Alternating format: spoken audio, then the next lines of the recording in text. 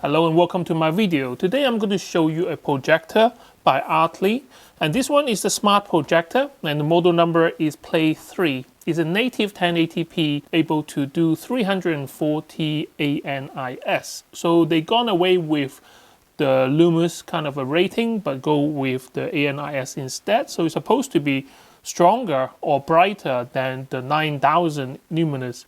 So we're going to see about that. My understanding is that this is a 2021 model, so it's kind of a smart projector. It has a built-in OS, which is Android, and you have Google Assist built in, and you should be able to play pretty much off Wi-Fi from your home internet. You can also screen mirror your phone onto this, and the projector size can go up to 300 inch. Now the bigger the screen, the less brightness there is. The optimum distance from the wall is 2.4 meters as on paper, and the best screen size is 75 inch. So we're going to see about that. So my studio here, we usually test it up to 100 and 120 inch maybe. We see how that looks, but I wouldn't be able to test it to 300 because that will be like projecting to the next building, outside wall, etc. My video is never scripted. All I'm going to do is open the box, set it up, and show you my first-hand experience. If you find my information useful, don't forget to share, like, and subscribe to my channel. And if you're looking for this particular model, the link is always in the description. Let's open the box and see what is inside.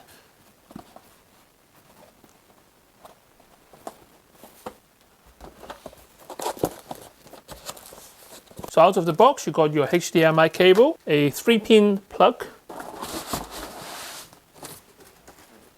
and in this bag, you got your remote control. So this is the remote control. If you look closely, it does look like one of those Amazon Alexa Fire Stick control. Also come with some RAC cable, instruction booklet, warranty card, which is pretty standard. This is like a medium-sized projector. So I have tested the mini stuff. You know, this is kind of the bigger brother of those. The reason why this is bigger is because it's brighter. Everything is just a little bit bigger.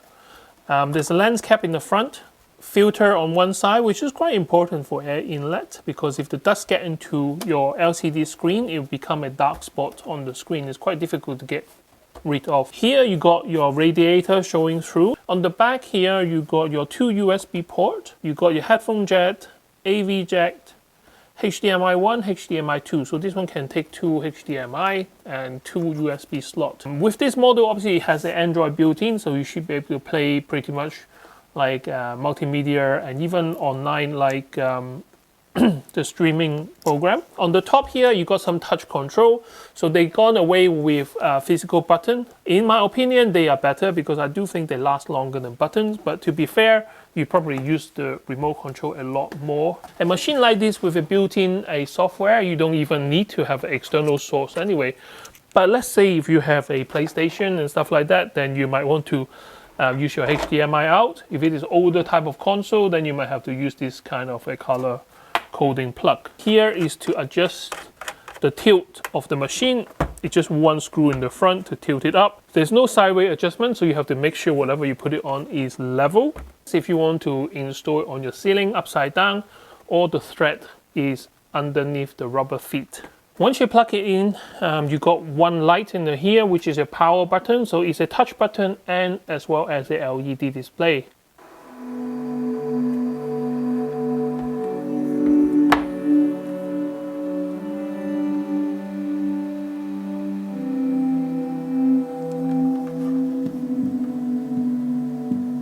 You got a single speaker on the back here. At the moment, it's playing some melody, like a load-up melody. And I can hear that the sound is pretty rich, and it does have a little bit of bass to it, but don't expect too much, because at the end of the day, the speaker like this can't compare with even your Sono or your home hi-fi, or your speaker will be like a floor stand speaker. But the fan is not too bad. In fact, there's more noise coming from the inlet than the outlet. So I think the filter is actually causing some of the noise right here. So here is my setup. So I have the screen over there, which is just my beige wall. It's not even white, it's kind of an off gray. And over there, I have a couple of ceiling lights still on. So here is still relatively bright, but it's not a fully lit room. So this is kind of a dimmed. kind of a room, but light is coming from over there. We're going to switch it off in a minute, but you can still make out the menu system. So this is when you first start the machine, you got a welcome screen, and you can choose your language. Now, remote control use 2 AAA size battery, which doesn't come included. And the good thing about this kind of remote is when you press it, it does show you that, you know, have a LED on top to show you that it's working. Now, the sensor for the infrared is in the front and the back. I'm at a position on the side, which it will not work. So you have to point it to either the front or the rear. If you do it sideways, it doesn't work. So I'm going to sit a bit closer to the front and navigate through the menu. So you got all the language on this list here. So I'm going to choose English, United States. So you can set it up with your phone. If you have an Android phone, but I don't have an Android phone. So I might have to give this a miss. So installation is quite straightforward. Obviously, if you are an Android user, then even better because you can link your phone and stuff like that. All right, so a lot of you guys will ask me, like, what's the closest distance that you can have it to the wall? So this one is 4.5 feet or 1.3 meters away from the wall. You can see that the distance is very close. You get a really, really bright image. And is kind of a small. So this is about 37-inch diagonally. This is the limitation of the focusing lens. So you can't focus if it is any closer to the wall. Now, if this screen is still too big for you, you can use the zoom function and make it even smaller. 5, yeah. So this one becomes 25 diagonal, which is tiny in comparison. Now, let's move this one back to the 2.4 meters, which is on paper was the recommendation or the best viewing brightness for a room. So at a distance of 2.4 meters, you get a 70-inch, well, 68-inch diagonally screen. And you can see the brightness very clear. I still have my room light on, obviously not directly above, but it is kind of a bright room. And if you come up close to look at the menu system, so I can say this is a 1080p. This is not even a very good image. This is just the menu system. I mean, if this is too big for you, of a screen, for example, a 70-inch on your wall is too big, and you want to be at this particular distance, then you can zoom and make the screen smaller. But that is just an option. And if you are blessed to have the space like I do in my studio, so this is 4.5 meters, 4.6 meters away from the wall. And this gives you a massive 140-inch diagonal screen. And this is kind of my go-to in terms of using it as a cinema room. I mean, the brightness didn't drop that much, to be honest. I mean, it's still comfortably able to see the screen. I mean, I'm standing up as a full size, for example, that is as big as the size of this room. This is a digital adjustment of Keystone, so you can zoom in and zoom out to make the screen bigger or smaller. Yep, so this is a 100-inch diagonal screen. But I like it big, so let's make it big. Keystone correction, so because sometimes you have it on the ceiling or at the bottom, all you need to do is digitally go to the corner and you can adjust, like, you know, change it aspect ratio. Obviously you can do it by eye and you can change different corner and do the same.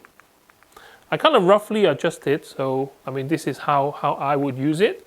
If you have it on the ceiling, obviously you have the rotation mode, so you can have it like however you want to project your screen. The system-wise, because it's like an Android tablet, is really kind of responsive. But out of the box, you do need to do an update. For example, Prime Video didn't work out of the box. I was like figuring out why it doesn't work. I mean, you do the usual sign in and all that, but it refused to play any video because the app was out of date. So all you need to do is log in to your Google account and update all the apps and it will work. And this is with half the lights on. So the Dresden slate robbed the both of us of everything. And at the This is so clear, amazing. I don't even know what resolution it is on Prime, but it looks really good. Okay, let's play something else and before I get like, you know, copyright strike. So this is 2K, but obviously upscaled because this one can only do 1080p. And if I go closer to the screen and show you guys the quality of the screen, at the moment the lights are off on in my studio. So this is how you would kind of see it on the screen. The speaker is nice and loud. It's on 80% at the moment by default, but the speaker is rear facing.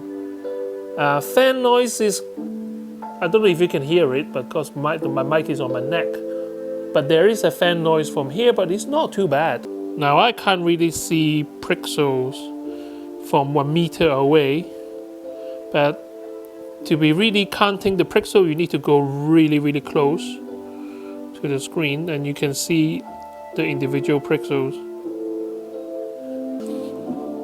The button on the top has like LED, and then the front here, every time you press or change something, it will show you that you are pressing by changing the light to red.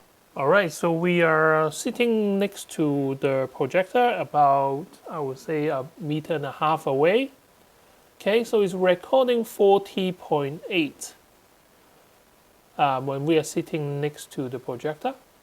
Now if we come closer to the projector, so at the projector is about 50.5 decibel.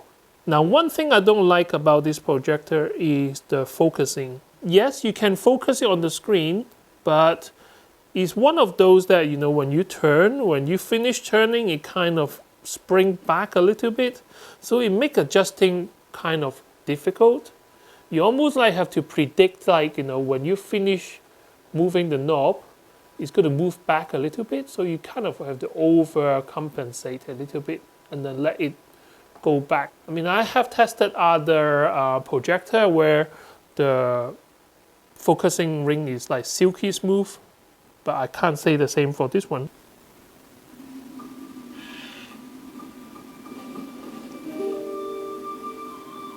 In the land of the Narukami, centuries pass without change. Deep in the heart of the city stands the lofty abode of the Raiden Shogun. She looks down upon her realm and mortal joys and woes. Only through eternity are you closest to the heavenly principles.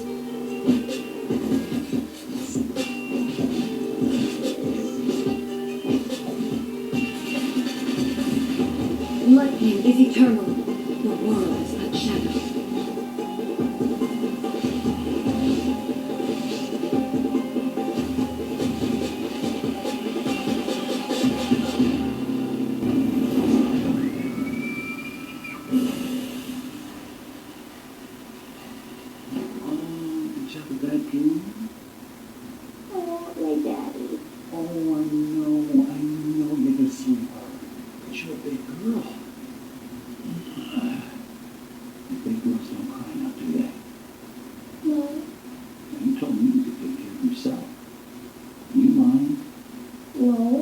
One of the most commonly asked questions on my video is about how do you connect your phone to the projector?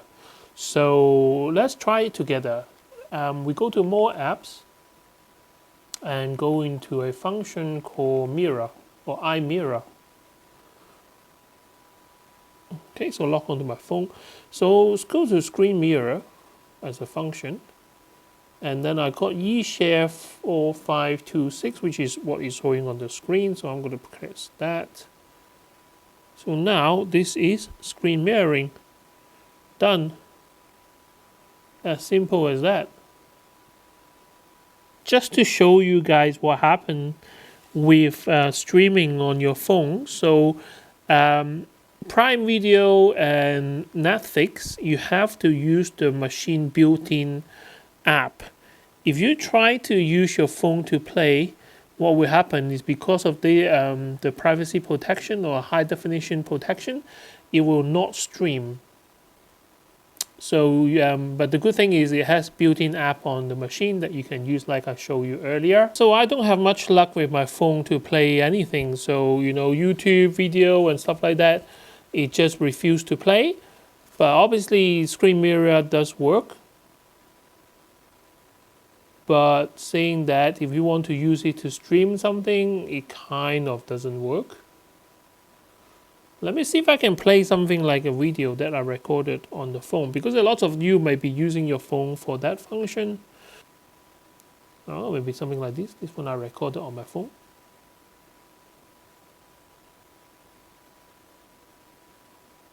Well, the aspect ratio seems to be a bit wrong. Alright, okay, so you might need to change the resolution by using the remote. Then it kind of turned out okay. So 6:9 is stretched it out. But you can always change the aspect ratio back to 4.3 and it's coming up how it should be. And that's all I have time for you today. Any question, leave in the comment section below. For £300 projector, I think this is actually a solid model. The image is quite sharp and it's quite bright.